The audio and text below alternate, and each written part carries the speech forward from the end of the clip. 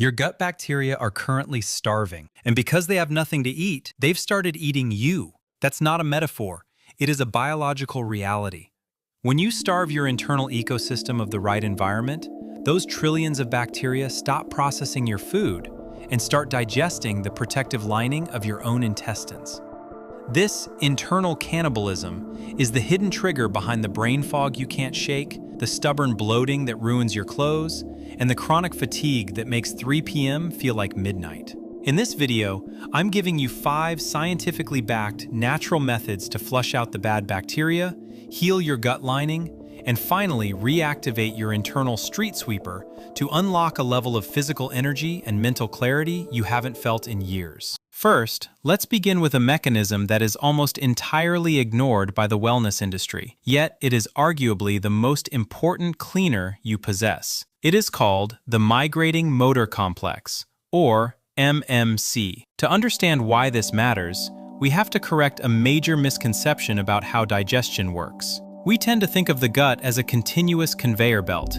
You put food in, and it pushes food out. But the small intestine actually has 2 distinct modes, eating mode and cleaning mode. When you are eating, your gut is mixing and absorbing nutrients. But the deep cleaning cannot happen during this phase. The deep cleaning can only happen after the last breakdown of food is complete. This is where the MMC comes in. Think of it as your internal street sweeper. It is a powerful wave of movement that sweeps through your small intestine. Its job is to push undigested food and cellular debris down into the colon where it belongs. But here's the critical rule. The street sweeper only comes out when the street is empty. It requires your stomach to be empty for roughly 90 minutes to 2 hours before it even begins its cycle. Once it starts, the cleaning cycle itself takes about 90 minutes to complete. If you eat anything, even a handful of almonds, or a specialized detox drink, the moment calories hit the stomach,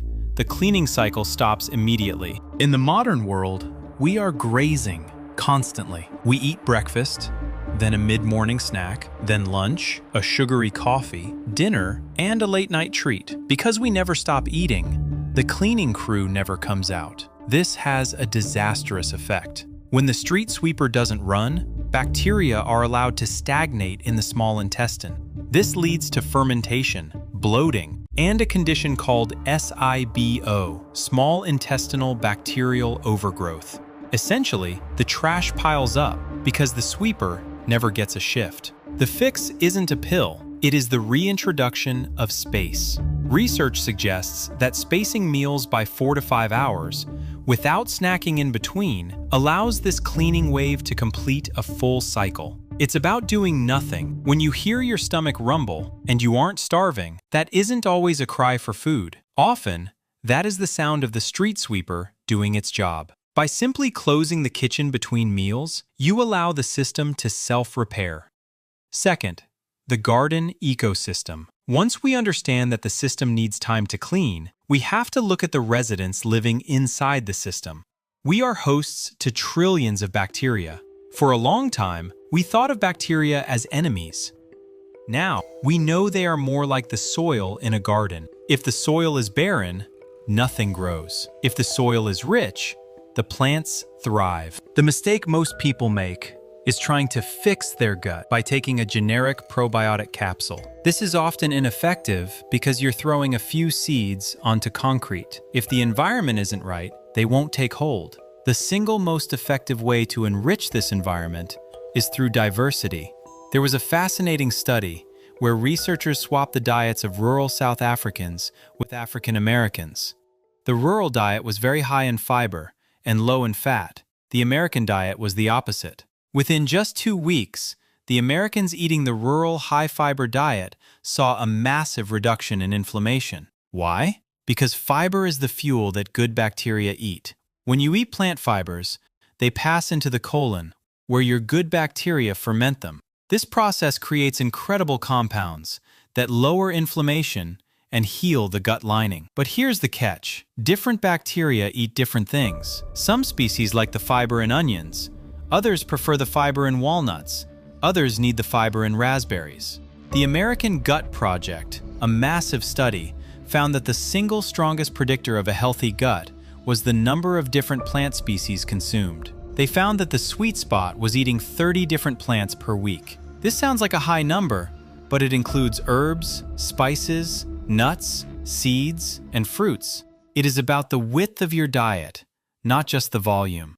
If you eat a huge bowl of broccoli every day, you are feeding only the broccoli-eating bacteria. But if you eat a smaller amount of broccoli, plus carrots, pumpkin seeds, cilantro, and black beans, you are feeding a diverse ecosystem. By expanding the variety of plants you eat, you build a resilient garden that crowds out the weeds, bad bacteria. Now, moving to mechanism number 3, we have to discuss the timing of the gut. We often focus entirely on what we eat, but when we eat is just as important. Just as your brain has a sleep-wake cycle, your digestion has a rhythm. We tend to think of digestion as a factory that runs at the same speed 24/7.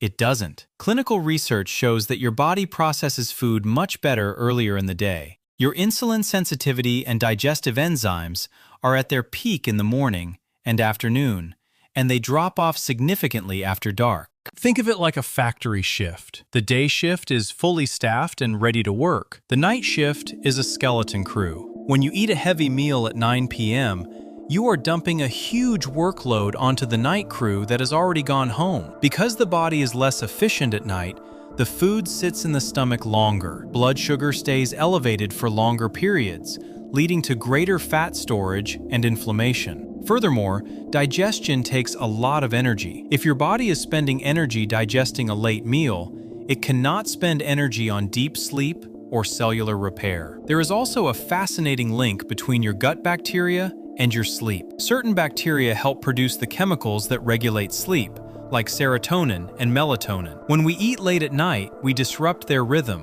which disrupts our sleep. It becomes a vicious cycle. Poor sleep leads to sugar cravings, which leads to poor gut health, which leads to worse sleep. To break this, we look at time-restricted eating. This isn't about starving yourself, it is about metabolic rest. Try to confine your eating window to 10 or 12 hours.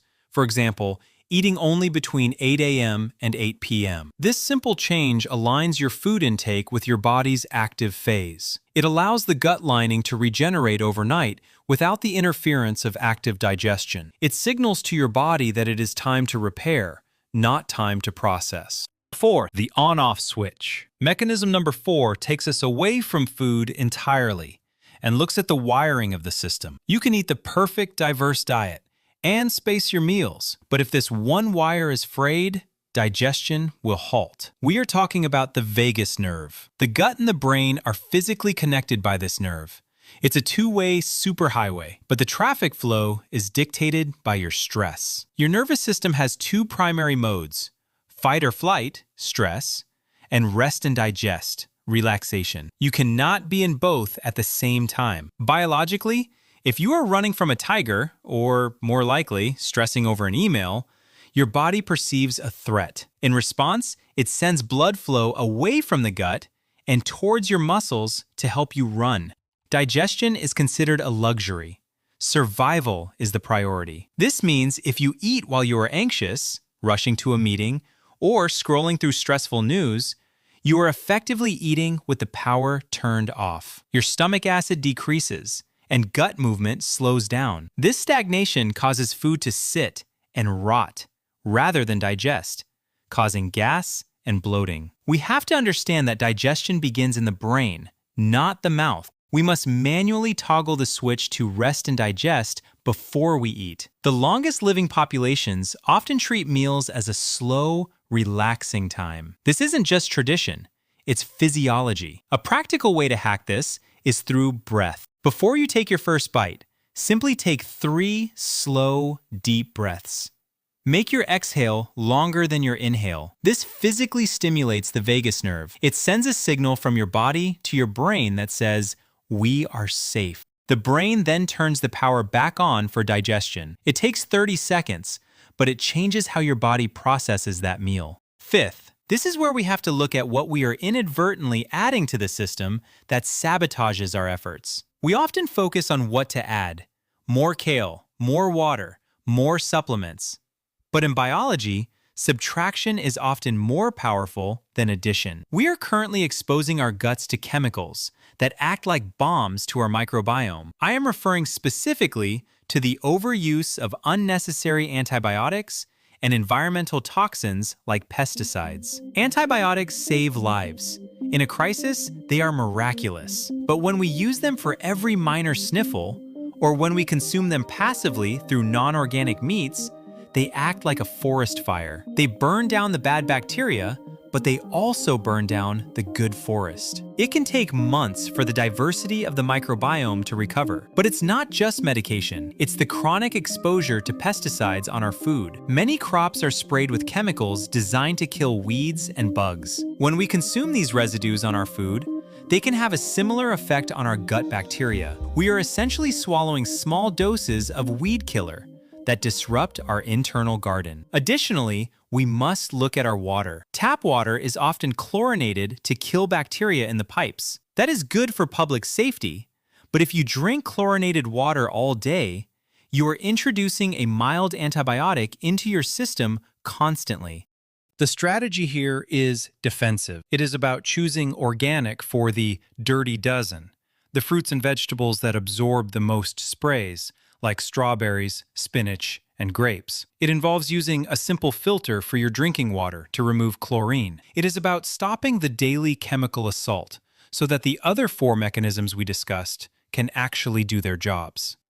This brings us to a unified philosophy of gut health. Think of your body as a house. You cannot keep the house clean if you are constantly tracking in mud, if you never give the cleaners time to work, and if the electricity is constantly short-circuiting. To genuinely repair the system, we don't need a detox tea. We need to respect the operating instructions. Respect the cleaning crew. Space your meals by 4 to 5 hours to let the street sweeper work. Enrich the soil. Eat a wide variety of 30-plus plants per week to feed a healthy garden. Align with the clock. Stop eating late at night to let the night shift do repairs. Fix the wiring. Breathe and relax before eating to turn on digestion. Stop the attack. Filter your water and wash your produce to reduce the toxic load. The beauty of the gut is that it is incredibly forgiving. The cells of your lining replace themselves every few days. Most people wait for a diagnosis to start caring about this. They wait until the bloating is unbearable or the fatigue is chronic. But the true power lies in prevention. It lies in the quiet, daily decisions that nobody sees. It's the decision to wait that extra hour before eating, to choose the variety over the convenience, to take a deep breath before lunch. These small actions build a resilience that allows you to age not just with a longer life, but with a life that feels good to live. If you found this breakdown helpful and want to dive deeper into how these systems connect to your overall health, make sure you are subscribed. There is a lot more to uncover. I'd love to hear in the comments, which of these 5 mechanisms is your weakest link right now? Let me know, and I'll see you in the next video.